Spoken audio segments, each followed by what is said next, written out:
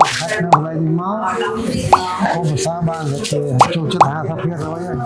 ចឹងថ្ងៃនេះខ្ញុំមានអ្នកជំងឺលពូគាត់មានបញ្ហា stroke ដែលធ្វើឲ្យគាត់ខ្សោយមកចំហៀងខ្លួនខាងឆ្វេងបន្ទាប់ពីខ្ញុំព្យាបាលរួចមួយរយៈមកឃើញថាគាត់ចាប់ផ្ដើមថយមានថាគាត់អាចដើរបានដោយការកាន់ខ្ញុំដែរដោយសារខ្ញុំជួយដែរប៉ុន្តែគឺត្រឹម moderate ទេមានថាខ្ញុំអាចជួយគាត់បាន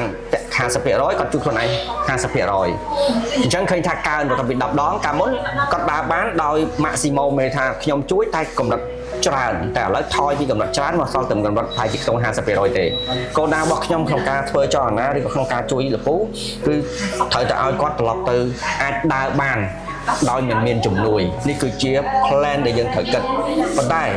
យ៉ាងណាក៏ដោយទោះបីជាថ្ងៃក្រោយគាត់ដើរបានដោយមានឈើច្រត់ឬក៏អត់មានជំនួយក៏ដោយគោលដៅរបស់យើងនៅតែបន្តរហូតឲ្យគាត់ដើរបានដោយមិនមានជំនួយដោយខ្លួនឯងបាននេះជាអ្វីដែលយើងត្រូវធ្វើនិងជួយលពូ ngọc khách nó lại đi máu không phải xa ban được thì chủ chất hạ thấp hết rồi 50% ហ្នឹងគាត់ប្រសើររបៀបមិនដែរ không biết tài nhưng đã tục được nâng riêng đai bàn từ xa chỉ một tí nguồn ចកដៃកុំ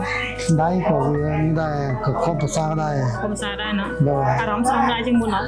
អារម្មណ៍ខុសស្អាតបើយើងការគេហៅថាជំងឺយើងវិវត្តទៅរកគេហៅភាពរីកចម្រើនហ្នឹងយើងមិនសប្បាយ ចាចា ហើយយើងខំប្រឹងបន្តទៀត ចាចា